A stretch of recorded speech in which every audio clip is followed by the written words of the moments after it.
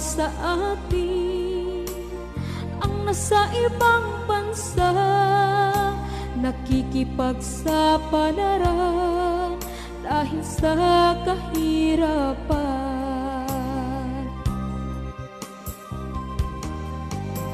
Malayo sa pamilya, mabuti o masama ang kanilang maranasan, tuloy pa rin ang laban.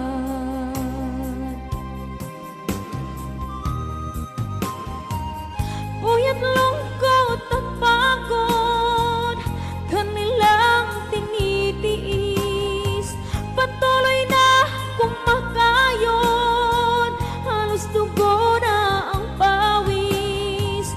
Maabot ang pangarap, pamilya ay magkaraos. Sa ibang bansa, di alam ang kapalaran. Iba sa kanila ay uuwi nang wala ng buhay. Hindi biro ang mag-ibang bansa, kaya bigyan natin ng halaga ang kanilang ginagawa.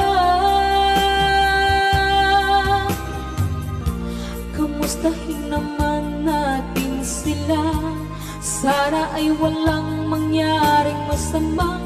Dalangin natin kay Allah.